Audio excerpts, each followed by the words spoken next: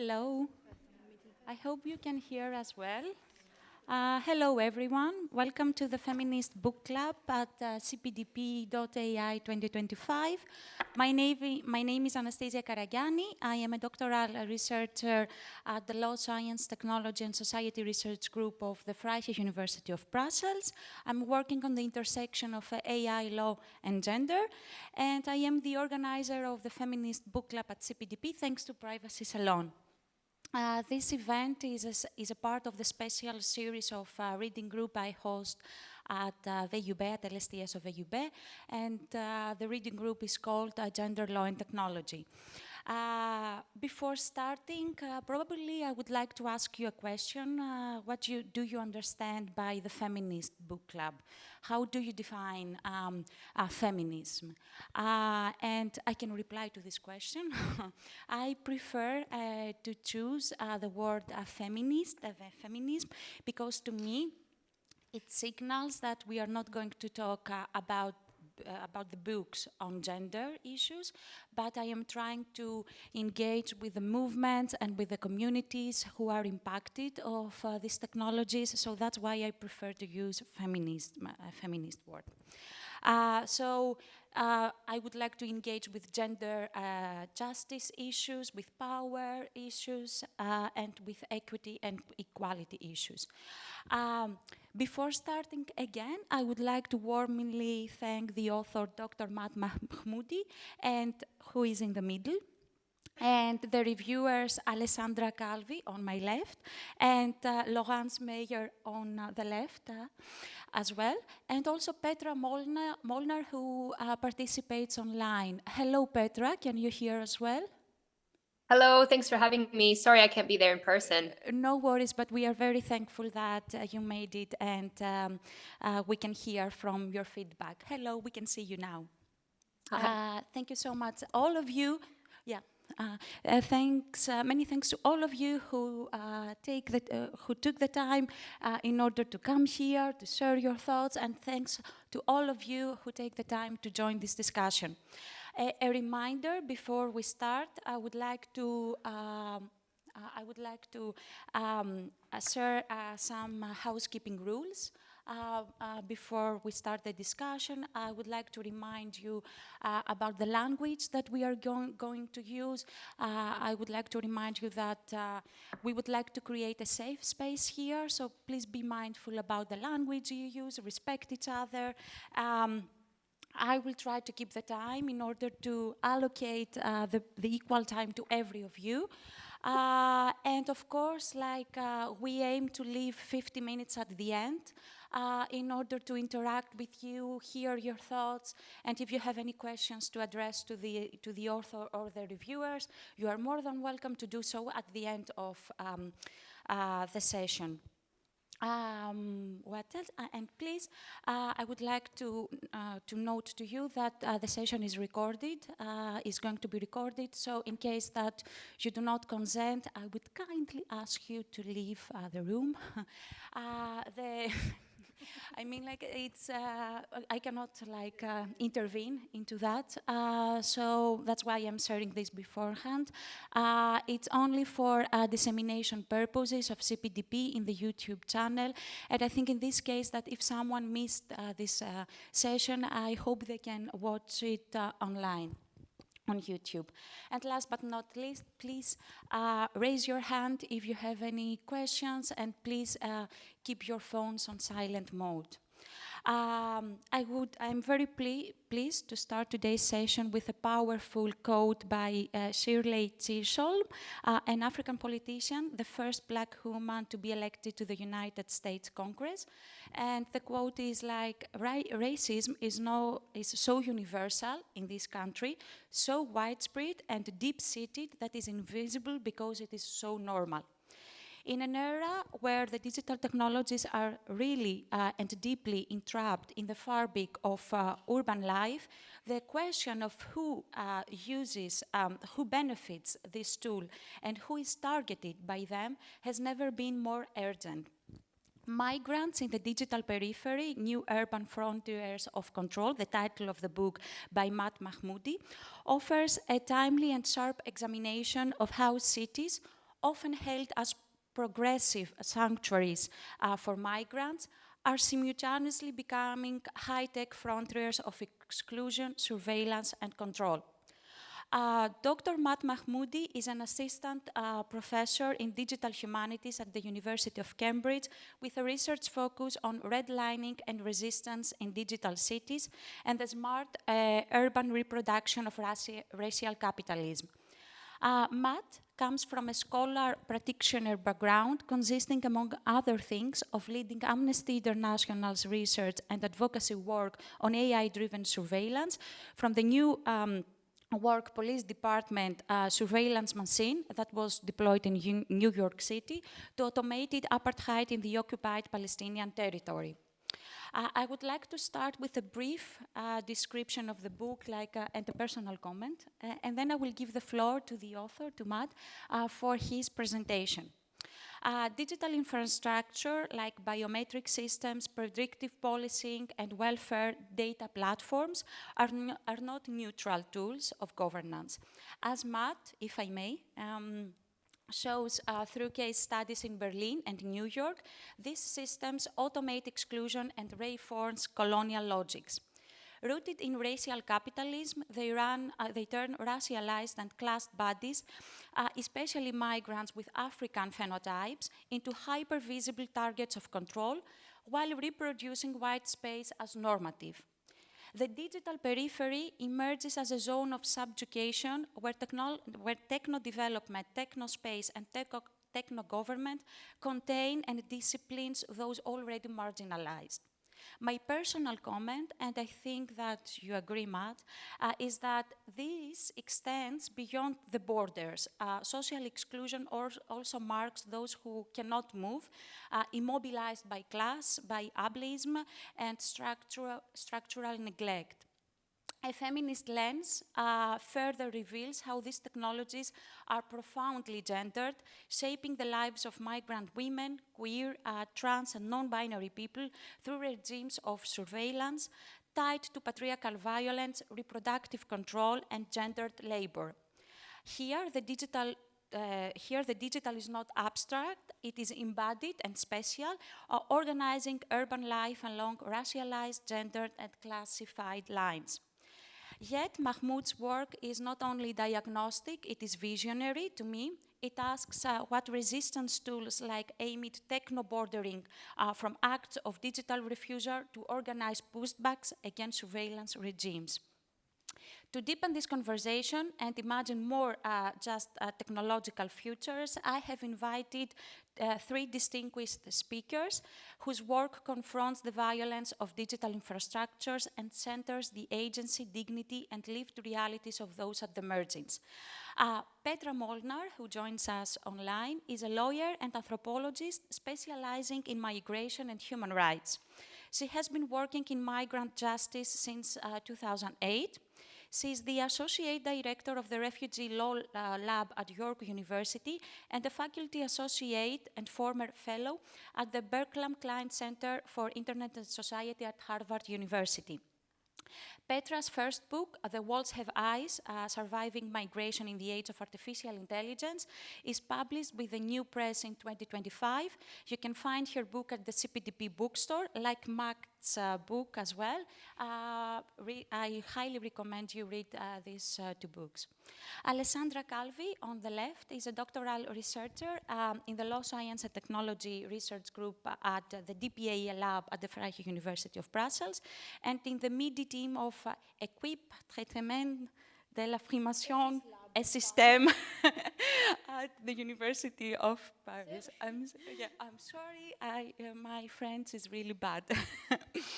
In October 2021, she was entrusted with a research mandate of the Utopia, a Utopia-funded, interdisciplinary project enhancing the inclusiveness of smart cities, reinterpreting data protection impact assessment under the General Data Protection Regulation through intersectional gender lenses between VUB and CY Sergi Paris Université. Under the joint supervision of the legal scholar Professor Paul Dehert and the computer scientist Professor Dimitris Koginos. Laurence Meyer Laurence Meyer, sorry.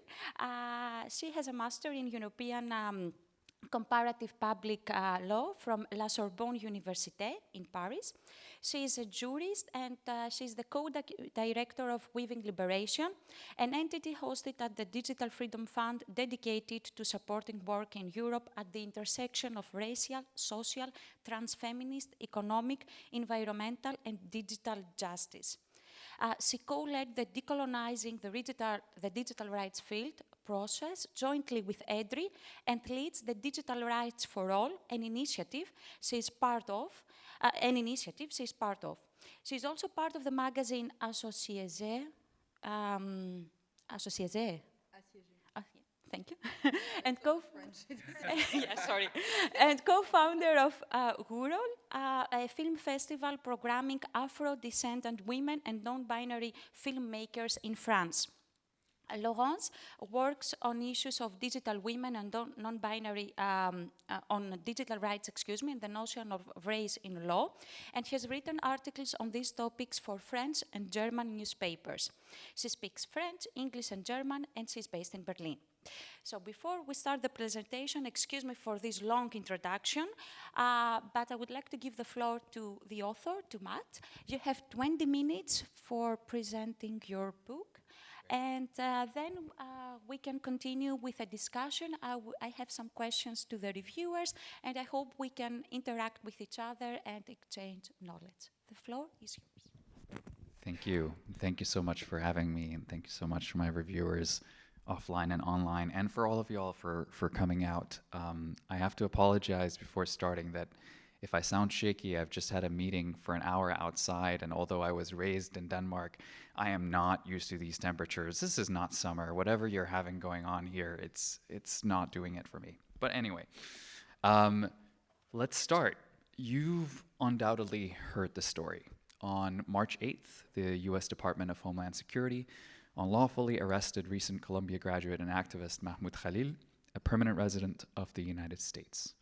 He was intercepted and detained by men in unmarked vehicles who picked him up without explanation as he returned home from dinner with his wife. Khalil's arrest comes on the back of advocating for a free Palestine and an end to the genocide in Gaza, while he remained a student at Columbia, an institution that has capitulated to the unlawful surveillance requested by the Trump administration into records of students participating in Palestine protests, rather than protecting them and their constitutional rights. Shortly before Khalil's arrest, reports emerged of the State Department's use of AI-assisted catch and revoke system, which is intended to scour thousands of student visa holders' social media accounts for Hamas support. While these reports seemed preposterous and unprecedented perhaps at the time, in particular their use in historic cities of sanctuary like New York, their deployment follows a long trajectory of the weaponization of sanctuary spaces through layering them with digital urban infrastructure that move borders closer to cities and those most subjected to its violence. And in this way, bordering smart technologies and the city are really intimately tied with the unruly migrant body. And that's in part what I'm trying to get to at the core of this book. So imagine narrowly escaping death, battling the tide, hostile coast guards, and drones across the sea. And even before you arrive somewhere on some anonymous server, you are red flagged by an automated decision-making system. At the border checkpoint, a massive database of pre-registered fingerprints confirm the identities of incoming migrants, yet border guards demand every face to be scanned ostensibly for more efficient and accurate processing. Every processed face is piled together with other undesirables in line for human processing. A predictive algorithm processes your mobile phone acquired while on the run as you stand in line at the port of entry and warns the border guard not to trust you, that you're from a country you only transited through for a few hours. You're flagged for emotion recognition and extensive interrogation. Imagine arriving to your city of destination months later, only to be red flagged by yet another algorithm which notifies the authorities that you're scheduled for deportation. You avoid the safety of your usual route to work because the path is littered with facial recognition and sensors that collect data from your phone passively. You delete the apps you were recommended to get by the city itself, having learned that they snitch on you, That one neighbor down the road had been sent to a detention center in another state because of it. Another was denied healthcare. These are just some of the realities of communities that are living in the digital periphery. Whether under the auspices of the capture of dissenting students on visas, to curb undesirable migrants from Latin American and Muslim majority nations, or operationalizing in other ways arbitrary but ideologically convenient processes of racialization, surveillance, capture, and expulsion, race, technology, and border entanglements conscribe vulnerable communities on the move to what I call the digital periphery. So the line between borders and border subjects, such as refugees, migrants, asylum seekers, have increasingly become blurry. We've seen this bizarre combination of experimental biometric identification, such as fingerprinting, iris scanning, voice and facial recognition, and even DNA collection, which have become part and parcel of the tools that are used against communities on the move and are bringing borders closer to bodies, closer to the spaces that they inhabit. For instance, following return, we've perhaps heard of the Afghan refugees who have faced compulsory iris registration programs administered by the United Nations High Commissioner for Refugees in order to receive assistance.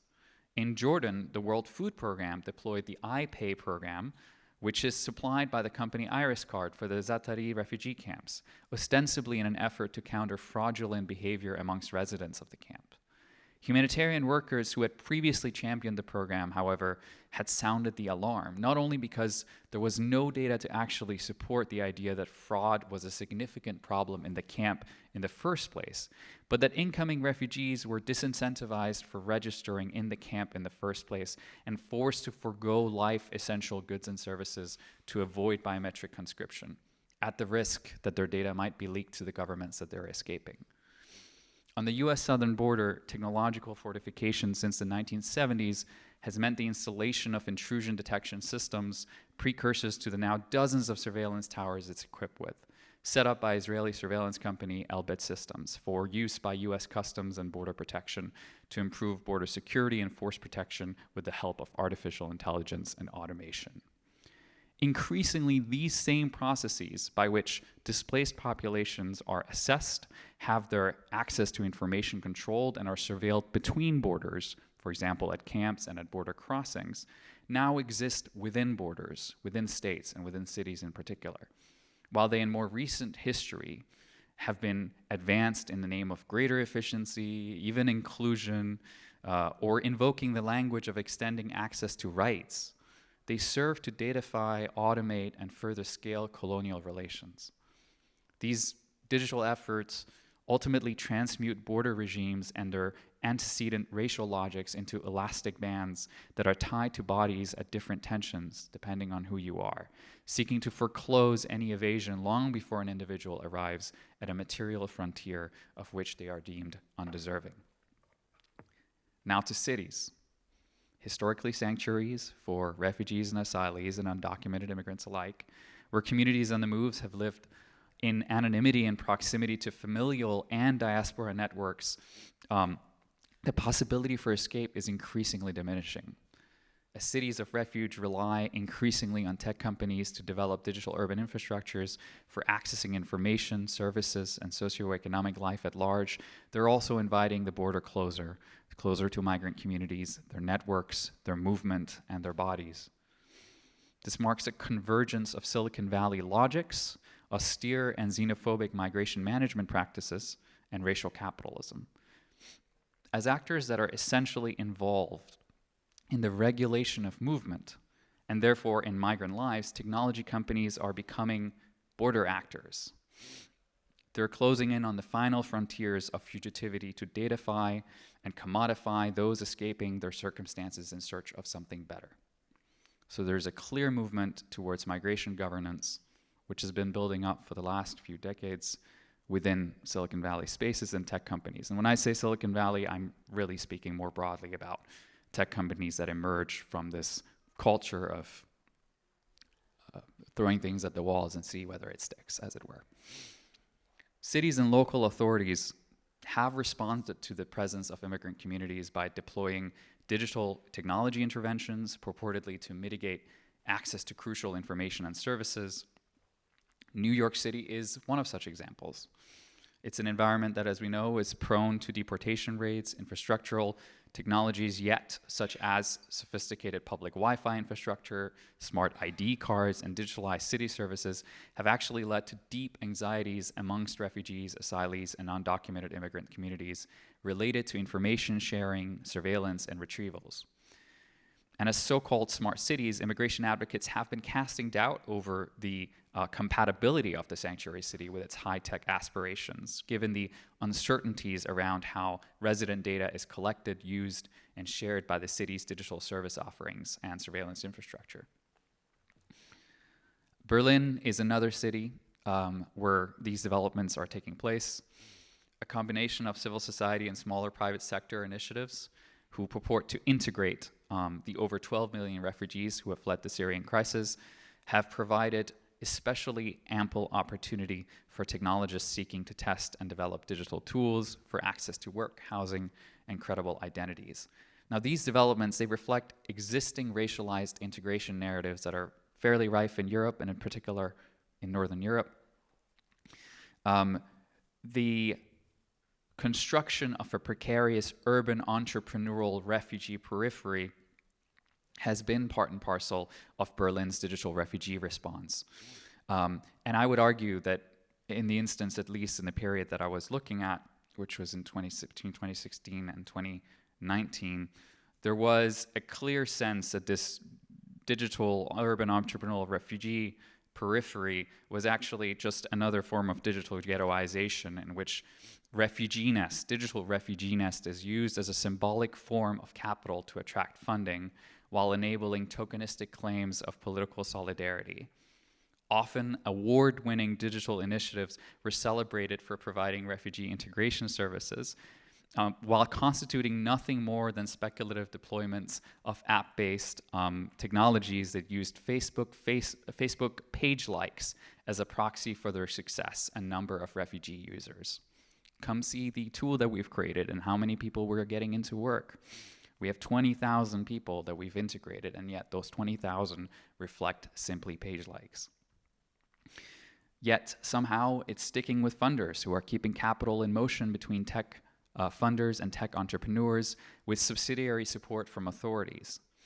Even German initiatives that failed through exhausting funding streams and not once engaging with refugees in spite of this being at the center of their alleged offering, such as a blockchain initiative that shall remain nameless, ended up being hired by venture capitalists and governments and players like the MasterCard Foundation to advise on matters related to tech and displacement. Failing upwards is a very rife phenomenon within this space. One research partner from Migrants put it particularly succinctly in clarifying that these initiatives across the board pretend that they're just doing market saturation, but then they, excuse my French, fucking depend on government contracts like we're back in the 90s. Your neoliberal bullshit doesn't confuse me. End quote. With 343 deportation rates between January and October 2018 alone, at least one raid per day on average, the irony of the sanctuary city status of New York has not escaped the many caseworkers and immigrants' rights activists I encountered in this city, while the term itself hardly featured in how asylum seekers, asylees, and other immigrant populations conceptualize of their presence in the city. Now, I had a caseworker, an informant, who said in particular, I don't know why they call this a city of immigrants. It's clear that against the backdrop of Trump's tightening immigration climate, there was a clear shift towards not only stifling funding from the resettlement organizations who were tasked with doing critical work, but also that the surveillance architecture that was put into place whilst dismantling the resettlement architecture was put in place specifically to remove the very people and types of movements and communities that the city allegedly prided itself on having. To be clear, for those that are unaware, a sanctuary city effectively constitutes a city that, in the case of the United States, refuses to give data at the city level on its immigrant populations to the federal government. So it purports to protect those that live within it. Yet we have a situation in which clearly there is a shortcut by which tech companies can provide data from the local level, from the city, to the federal government through backdoors. We see this through what I've referred to as a shrinking of the sanctuary city, essentially. For example,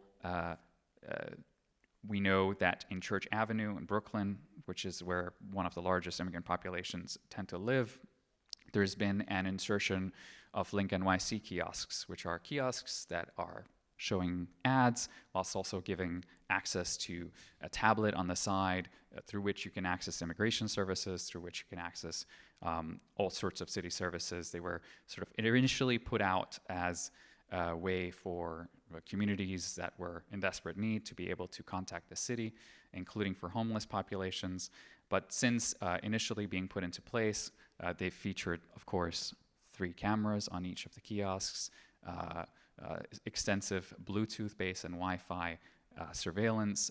They're able to draw demographics as well as trace the movements of people that are passing by or who have connected to the devices.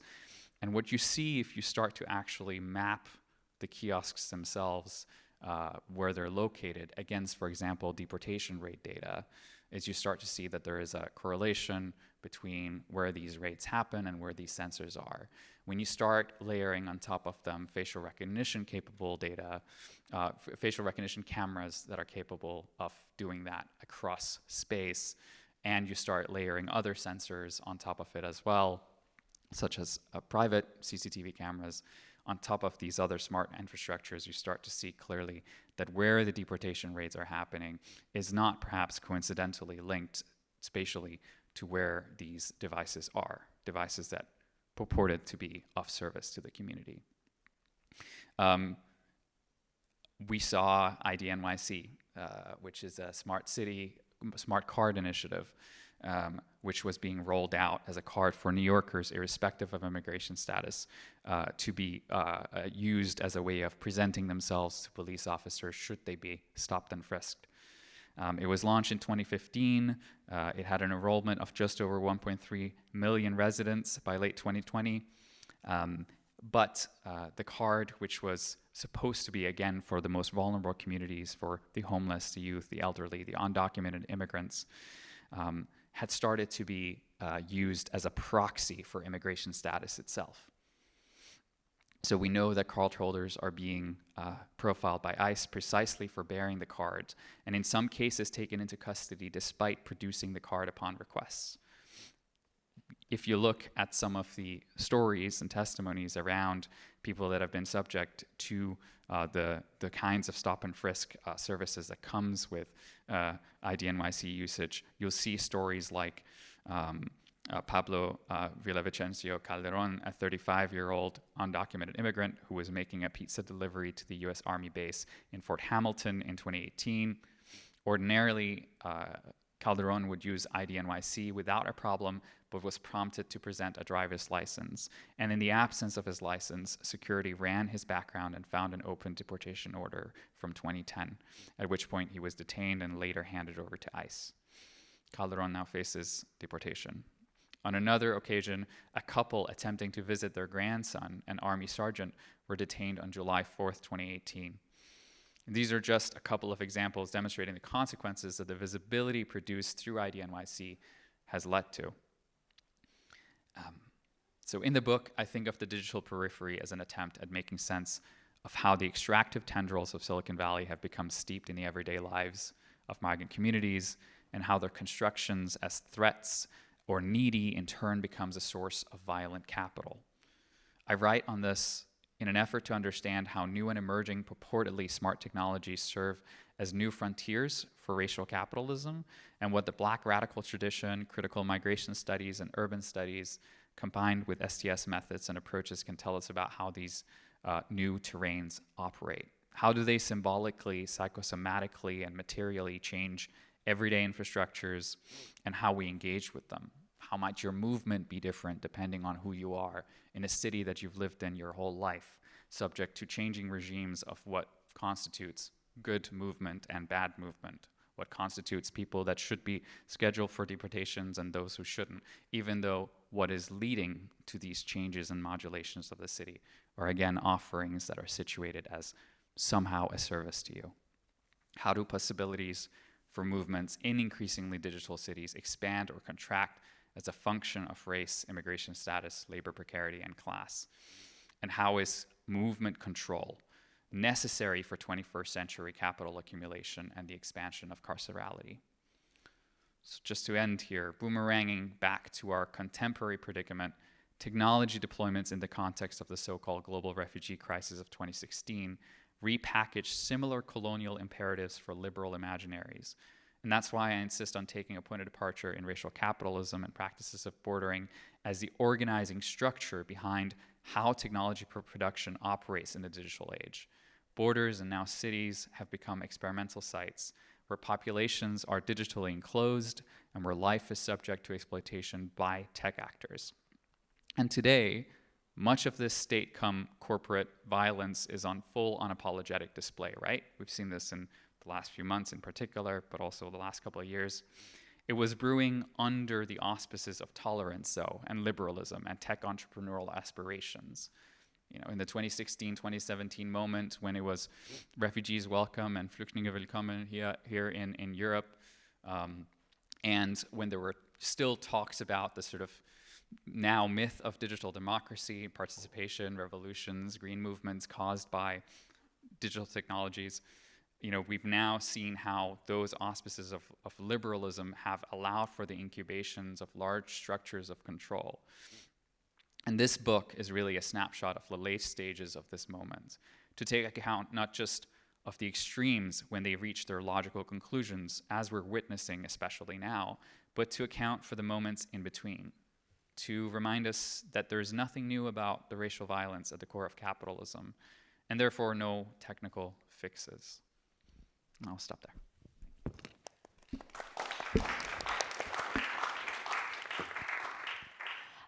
Thank you so much. I would like to start the discussion by asking a question to both to the author and the reviewers. I was wondering how feminist epistemologies, like particularly focused on intersectionality and decolonization, could reshape the concept of digital periphery. To what extent the book consider the gendered experiences of migrant women, queer people, trans people, non-binary people. What are your thoughts on that? And of course, like, feel free, the reviewers, you can reply to the question. I'm gonna keep it short because now I'm tired of hearing my own voice. So it's interesting because when you start looking at a lot of these infrastructures and how in particular grassroots communities and those that are affected engage with them, it becomes clear that the lens that communities themselves bring to their experience of surveillance is highly gendered and highly intersectional, right? You see, for example, how with a group that were actively fighting against the Link NYC architecture, they're called Rethink Link NYC, they came from a background of resisting and fighting against domestic surveillance. They were domestic abuse survivors. And the chilling effect and instilled fear that comes on the back of experiencing domestic forms of surveillance is how they think of the state inserting itself into the lives of undocumented communities. And therefore that linkage that is drawn between those things experientially and in terms of struggle allows for both that kind of solidarity, but also to think of it as a far more pressing and urgent issue that needs to be tackled. And on the other hand, the ways in which we see activists, organizers, think about spaces for communication and for sharing strategies of resistance and creating new ways of highlighting, you know, epistemologies that are otherwise sidelined. They're also, you know, intimately tied up with thinking about power and power relations within particular spaces, who holds them within particular configurations of social media platforms, for example, and communication platforms, and how can we undo and unsettle that. And so for me in the book, really, it came as a part of the process of thinking with the organizers that ended up being informants in the book. And it naturally emerges from really their experiences and their approach. Maybe I have also also comment a question. So first of all, thank you very much. I told you before how I really enjoyed the book, how I really appreciate your intuition, both as a researcher, but also your field work. You're also incorporating activist approach in what you are doing, so I think it's very much important. On the element of gender and the gender aspect of this idea of refugee and so on, I really appreciate how you identified forms of feminist knowledge production, for example, how these informal networks, like even a Facebook group, that you don't really think of it as a kind of revolutionary tool, but still it can be reappropriated and used to serve refugees and so forth. I also like how you examined demonstrate how refugee women can become a token to grant fundings, because I remember one of the examples you made was like, yes, there was this kind of tech entrepreneur that was like, oh yes, please, I want to organize this boot camp for women refugee and so on. So you tick the box, let's make the refugee tech savvy, they are also women and so on. So this I really like. Something that remained a bit underdeveloped, but I don't know if it was your choice or not, is that when you speak a bit about the humanitarian and also neo-colonial aspects, that sees a bit the humanitarian organization or NGOs, sometimes also, I mean, you are also very critical towards humanitarian organization and some NGOs as well, which I found quite interesting too. But okay, there is this sort of complex of also white saviorism. So we are gonna save the entity of refugee from, I don't know, a disaster, a war, because we are good and so on. And you didn't enter into details about also the gender aspect of that. And I was wondering, because it's not my thought, I just read a paper about it and I found it quite interesting. These two authors were studying the gender assumption in risk analysis in border management, whereas normally women and children are considered kind of a unique entity in need of protection, not just towards the war or the catastrophe and so on, but from the group of men refugee. So that's a profile that I found interesting when I read this paper that I didn't find in your book, and I was wondering if you have thought about it or if you were not convinced about this idea of merging neocolonialism with gender lenses. I can respond, or you can go and then I can respond. Yeah, sure. Yeah, thank you for the invitation. Obviously, thank you, Matt, for writing the book, first of all, and also for being here, I guess. I think there is always a question of like, how do you read a certain topic from a feminist perspective?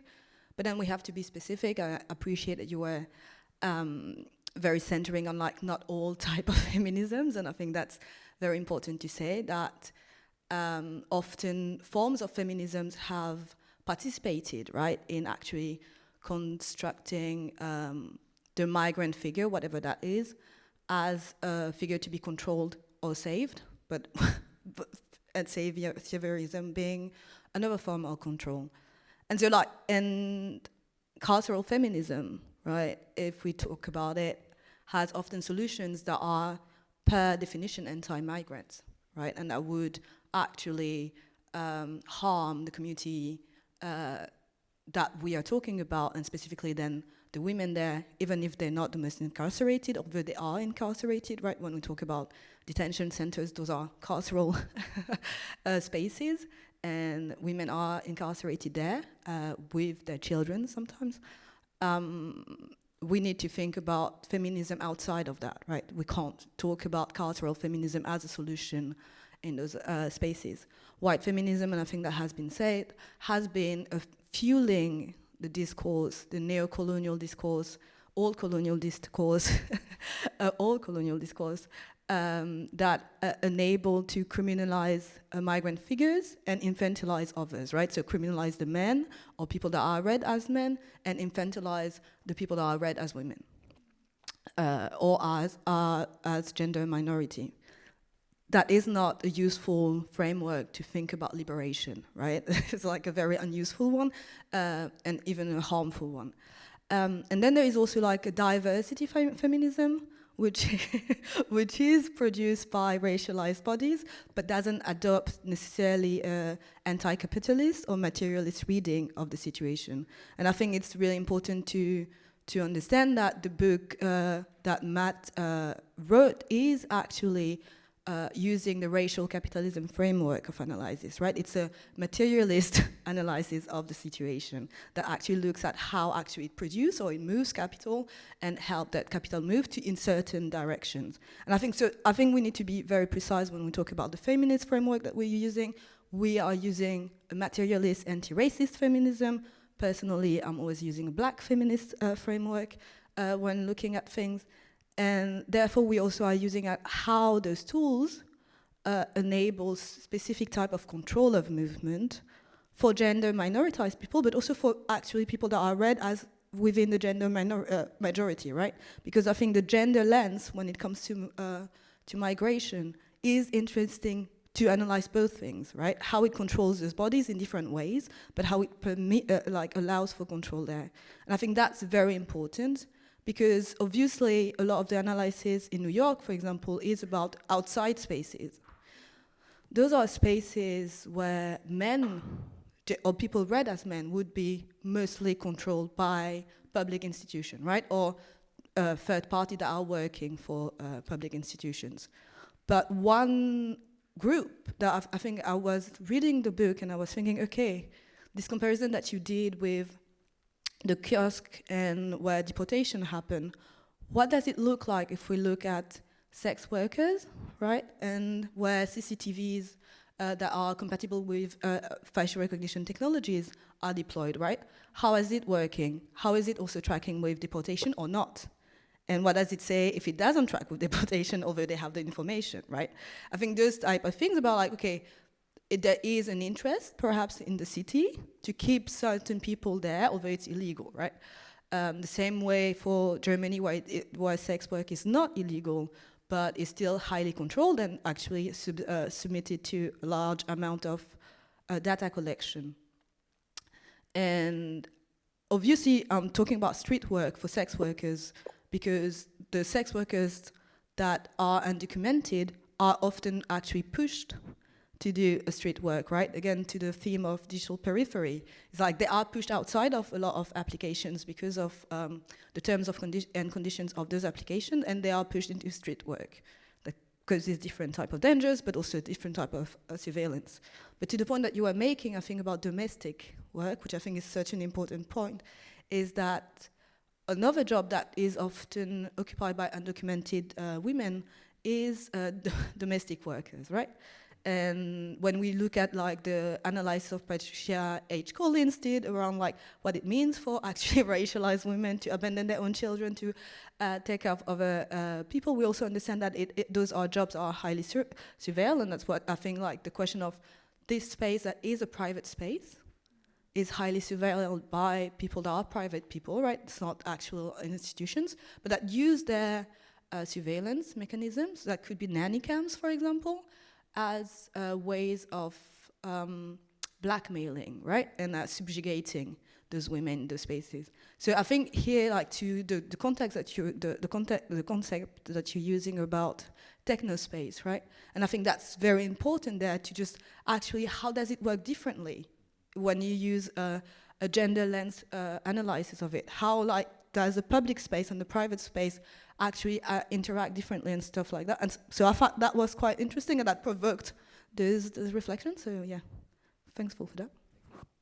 And I don't know. Yes, thank you, Petra. You can have the floor. Thank you so much again for having me, and sorry that I'm not there in person. I will also keep it brief because I want to make sure we have enough time for discussion. But first of all, huge congratulations, Matt. I know how hard you've worked on putting this book together. I had the pleasure of meeting Matt for the first time, I think back in 2018.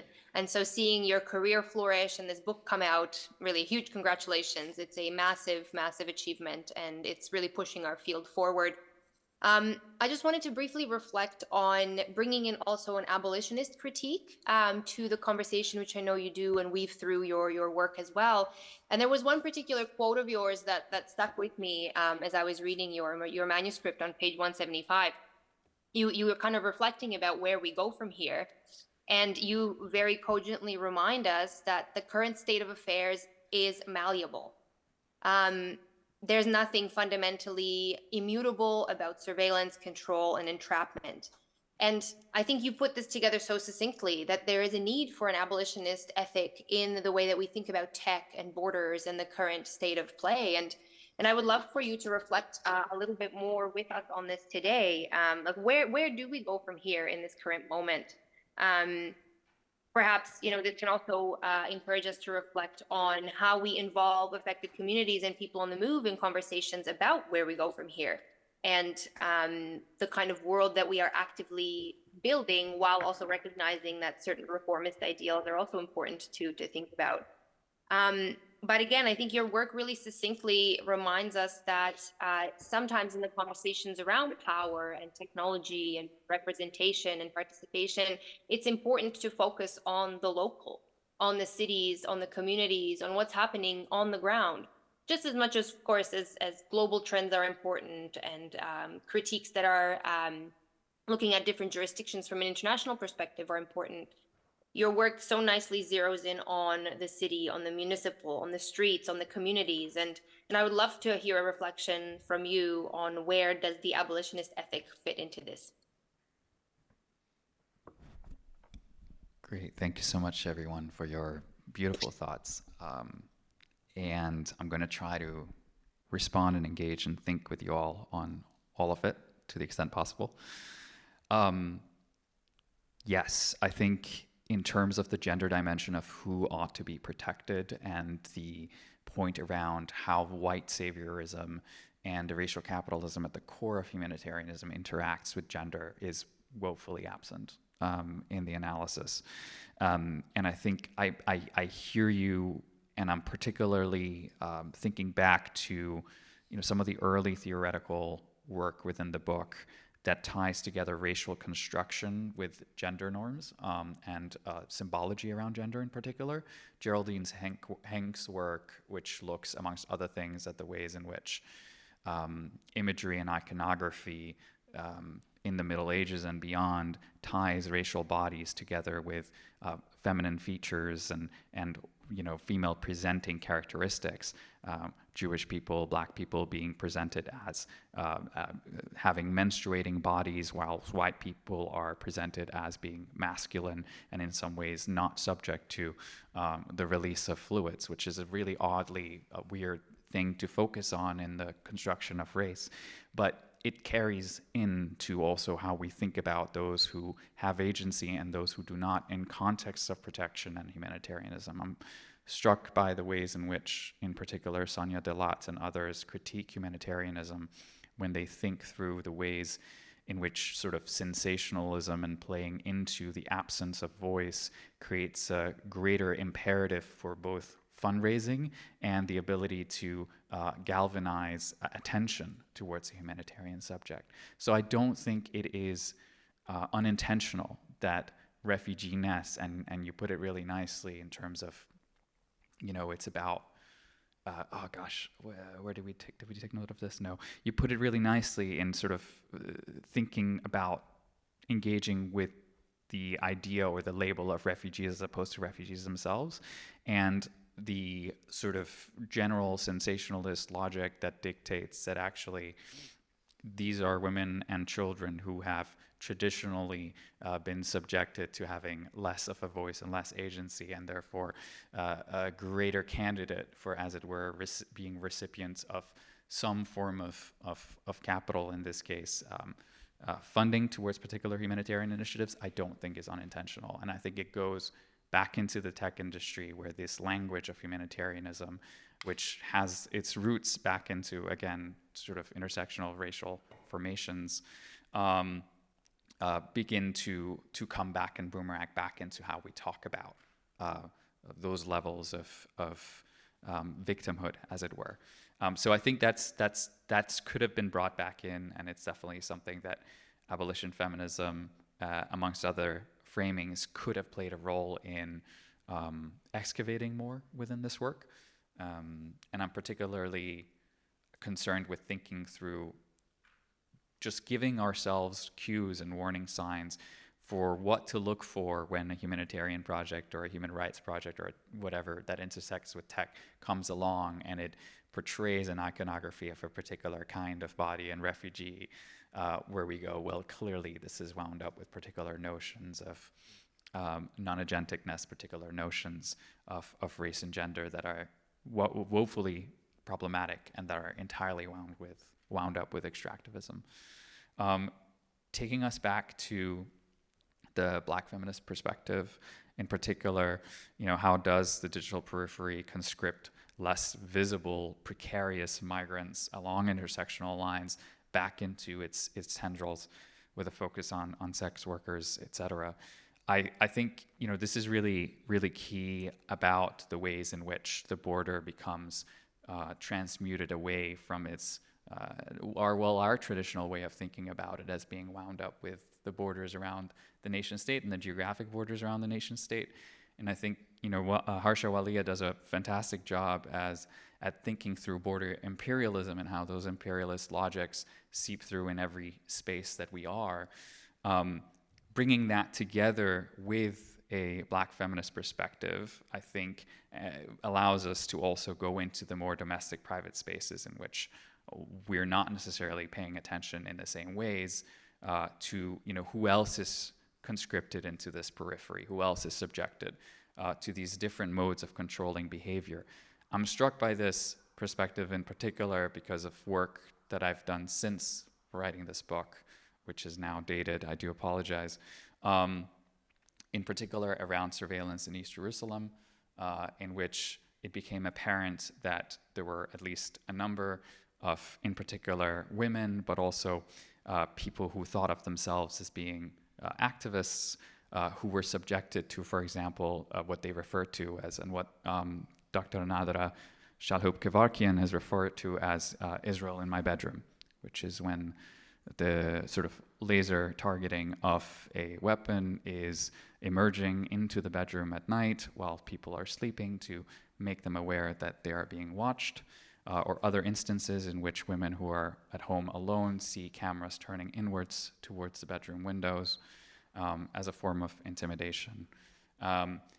Again, these are quite literal ways through which the surveillance plays out in the very literally domestic sphere, but I think they are wound up with having a deeper, more granular appreciation for where this plays out. And it's not just in the spaces of our cities that are public. It's also in the spaces of our city in which we are allegedly private, but not actually. In terms of where do we go from here, going back to Petra's intervention and the non-inevitability of this, I mean, part of what I try to draw on towards the end of the book is to say, Syrian women are building cities on Facebook. We have students that are building cities and encampments. We've got people that are imagining different futures through refusal in very many different diverse spaces that, for a brief moment, for example, we could have conceptualized towards the height, sort of the I guess the climax point of the pandemic, in which mutual aid became one way in which people were interacting. I know this is somewhat superficial and not at all at the level that we want to see, but these are just some methods through which people are rethinking and reshaping and fundamentally engaging in a different ethic of care, which is essentially what is missing from the ways in which we're relating to our most pressing problems now, because they're fundamentally wound up with an idea of a solutionist orientation or a destructive orientation. Drawing on a somewhat neo-Luddite framing within the book is an attempt at saying what we need to get back to is an ethic of redistribution and care, and that can't come from technical solution. That must necessarily come through rethinking who is actually gaining the material outputs and wealth and surplus of the ways in which these technologies are being deployed, often in the name of undesirables and those who are othered by the technology themselves, but at the expense of them as well. Thank you for your great comments. I have many reflections, but I would like to give the floor to the audience to ask any questions either to the author or the reviewers, because I would like to make sure that we have some time for the interaction. Or like, if any of you have any comments or questions for each other, please feel free.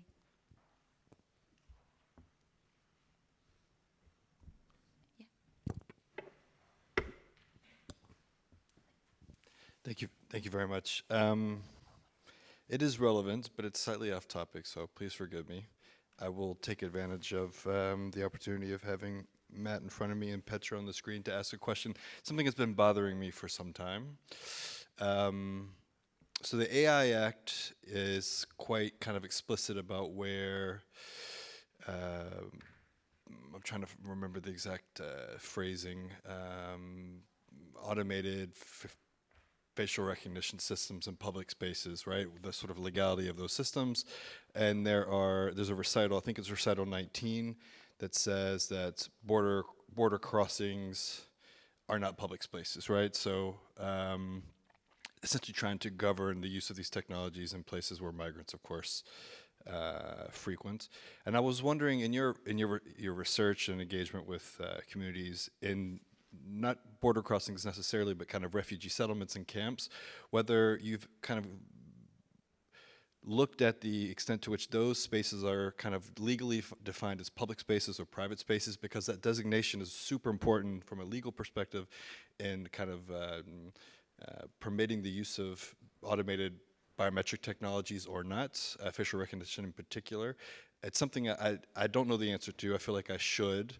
And of course, it may differ across jurisdictions and country contexts, but whether there's been any reflection about the kind of the legal status, public or private, basically, of those very problematic spaces already. I mean, they're problematic for lots of reasons, surveillance, control, etc. But this distinction seems to matter increasingly in surveillance law, and I don't know the answer to this question. So I apologize, it's not about the book necessarily, although perhaps you do discuss it in the book, Matt.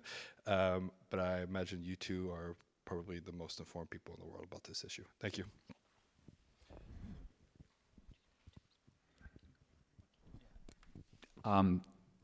This is a very good question, which is how an answer that doesn't have an answer starts. I think it's a really interesting way of thinking about the problem, in particular because so much of at least the quote-unquote liminal spaces within which these surveillance architectures are being deployed are spaces that are either being operated by quote-unquote private entities, but really non-governmental entities, and sometimes in collaboration with or through partnerships and sometimes special economic partnerships with host countries. And so technically, I'd say there'd be a really strong argument from the other side that this would be private space. As far as transit routes are concerned and potential conflicts with the Dublin Convention, I wouldn't be certain where that would fall. I would argue that private is probably a stretch, but public also feels like it's possibly too malleable of a space to be applicable to public. And I'm thinking of that not least because of the ways in which the usage of public, even in the context of the cities, are not typically enough to afford the protections that are necessary, right?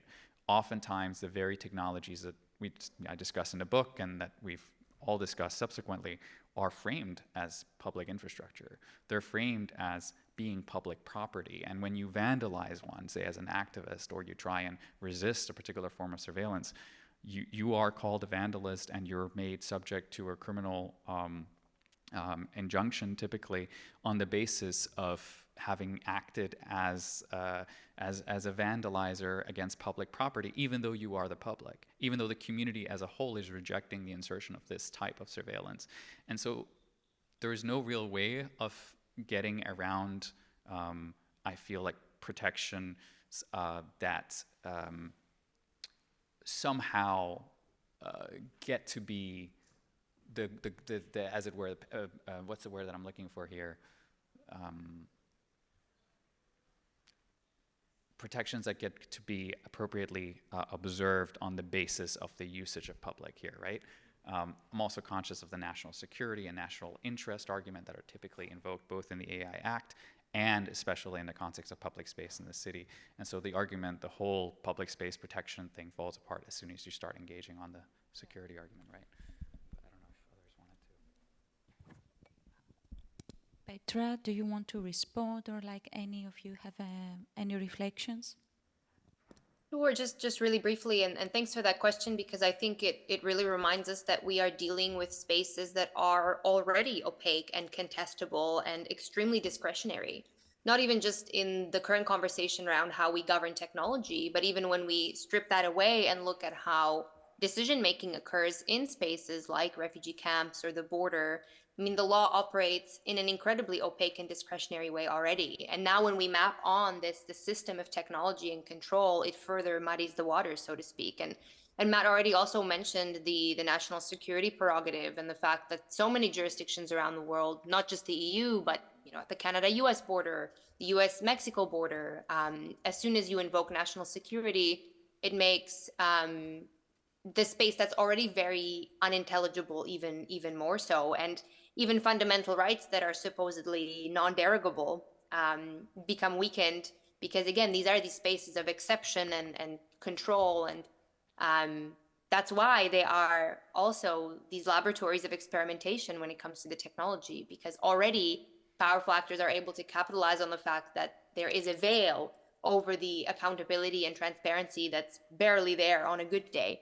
Now, with technology and with surveillance, and this kind of unbridled techno-solutionism that we're seeing across the world's borders and in spaces of humanitarian emergency, again, it becomes this perfect petri dish for technological experimentation, precisely because the paradigm of how decisions are made is already difficult to pull apart and pick apart.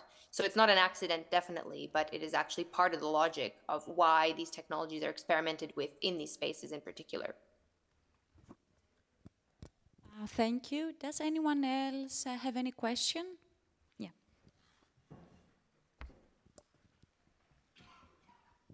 Thank you so much for the presentation and the discussion. Very interesting. The book is going to be on my next to-do list, like top priority. I just wanted to come back to the topic, Laurence, you mentioned on street sex work, and to link it to this topic we're talking about, which is border enforcement. So we know that a couple of days ago, Sweden just banned online sex work, meaning criminalizing clients of, for instance, webcamming. And a colleague of mine asked me, but how are they going to enforce that? And I told them it's actually very easy, because you look at the IP address, you see who is staying for a certain amount of time on a specific website, and then you send the fine online. So my question is, do you also look at how not only borders are enforced, but also pushed, expanded to really, put people in even more precarious situations?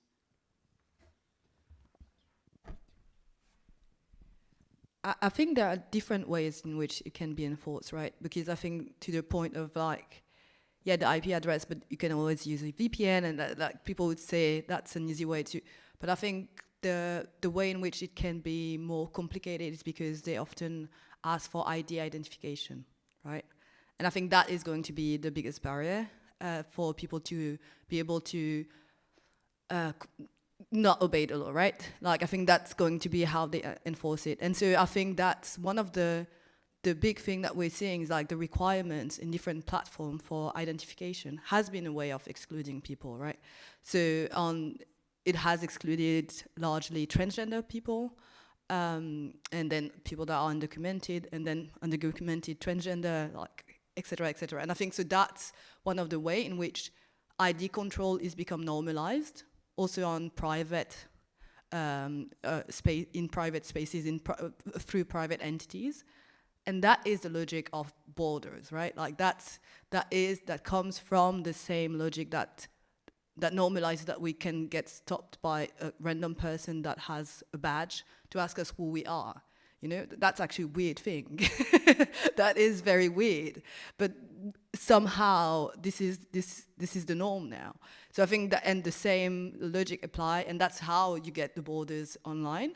The IP address is a thing, but I think actually more a thing that we should challenge more is the question of like this ID, this identification, the way that we have to send our passport to private companies all the time, and who does that exclude, right? And how are those data being treated? Where are they assembled? Sent to whom? For which purposes? Et cetera, et cetera. I think that's one of the key line of like online borders, for example. Thank you. Yeah, thank you for the question. It's without repeating too much of what was already said. Working on a different conceptualization of digital identity, not the kinds that we're used to, which enclose particular digitally data, digital data onto your particular name and details, but the ways in which everything but information actually pertaining to you, so everything that is proxy data, is used towards extrapolating some form of identity or characteristics of you. This is a trend we're seeing used more and more through predictive analytics systems, and I'd argue that nothing screams, obfuscated border more than the use of these tools to try and red flag particular individuals. You see this dragnet that is increasingly expanding outwards, in which people are lined up virtually, effectively, either for being seen as deviant for being sex workers, or being deviant for being trans people, or being deviant for being undocumented, or being terrorists because they have particular political views. This is a very common practice now. You browse a particular site, you post a wrong statement online, and suddenly a predictive analytic algorithm that is being used by some police forces already will have a profile ready for you that doesn't let you or your identity or the actual information they have on you speak for you, but that is using all of the proxy information because that is somehow more of a ground truth. And I think, yeah, these kinds of legislative changes are only going to normalize that more and more. So we have to find ways of identifying the obfuscated, disaggregated border and the virtual border, as it were, and elucidating it and chipping back at it, which I think is a really difficult task that we're going to be faced with more and more now. Thank you very much. Any further questions? I have a question, one last question, because we have like 5 minutes left. Back to the point of the humanitarian sector, I was wondering, racial, capitalist and surveillance infrastructures exploit people in precarious and vulnerable situations, pre and post refugee status. And I am referring also to, I have a particular example in my mind, the case of Medicine Without Borders. They have been accused of exploiting the data of hundreds of women's and children's photos who were portrayed naked in a sexualized way. And to me, this is an ongoing process. And I'm wondering, how we can stop this. What are the tools of resistance that we can use from a feminist and gender perspective? And this question, is to all of you. Feel free. Well, if you want to start, it's too difficult to reply, I guess. I'm happy to start. Yeah. But you don't have to use images. We don't have to use the images. I think that's part of the problem, is that we've been indoctrinated into this thought around how the humanitarian arc is visually constructed. And it goes back to the emergence of humanitarian photography in the early 20th century. And I think the problems is that obviously there's been a real sense of the ways in which it can mobilize funding and real outrage. However, it has also introduced being able to observe suffering from an arm's length. Suffering being too distasteful because it's something that the Western Hemisphere, as it were, is so removed from since the Industrial Revolution that observing it somewhere else, tied upon particular phenotypes and particular cultures and ethnic groups, is somehow more palatable. You can choose to expose yourself to it or not. And so don't use the images. If we want to see humanitarianism that isn't rooted in a practice of extraction, patriarchy, and racial capitalism, then it requires of us to dissociate ourselves from those practices themselves. But perhaps that's being very naive.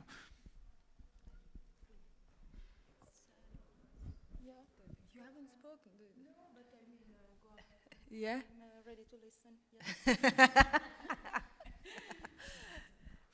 Do I have something to say? I don't know. I think, yeah, plus one to not using those images, also just noting the continuity, the colonial continuity of those imagery, right? Like, I think there is something to be fully interrogated around why some bodies are always shown naked and in despair, while others are shown to be empowered to raise money, right?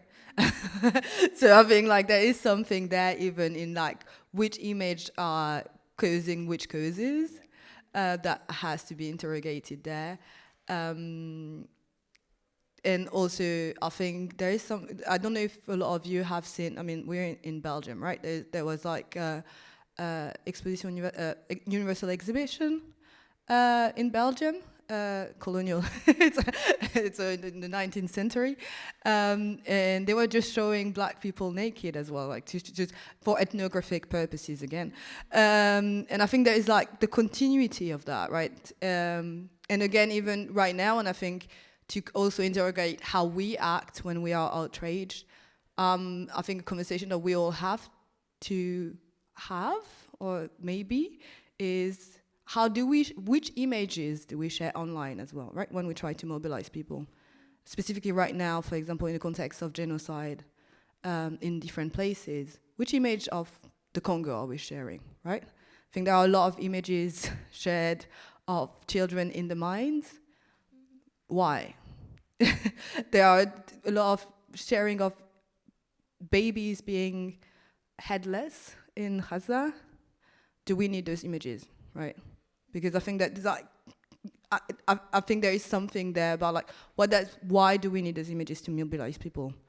And in Sudan, like children being dying of hunger, do we need those images? So I think there is a non-profit sector question that's big NGOs, but there is also our behaviors online, in Instagram, etc., as individuals that need to be interrogated. Are we continuing those things, right? Are we continuing those imagery? If I can add something, now I'm ready to speak, I think, after listening to you. What you said triggered me a reflection about the double standards. I remember a few years ago, during the peak of, let's say, a refugee crisis, I'm from Italy, so there was a lot of information and so on. I remember this photo of this Syrian kid that was on the shore with this red t-shirt. And to be honest, I remember when I saw it, I was like, okay, but I tried to empathize with the parents of this person, with the relative. This would have never happened if it was a small European child. So it's, yeah, this kind of double standard, it's insane. Sorry. Thank you. Petra, do you have any last comments?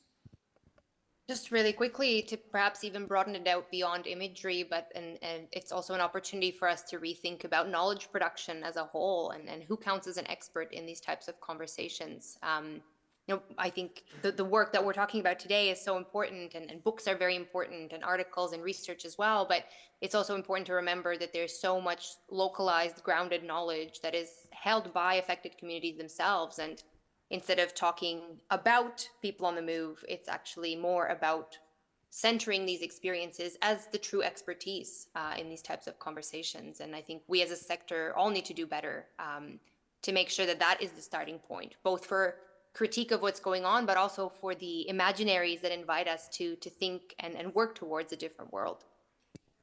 I couldn't agree more. Thank you so much, all of you, for taking the time, sharing your great comments, your great insights. Huge congratulations for the book. I highly recommend you read the book. And thank you all for your attention. See you tomorrow in the next Feminist Book Club.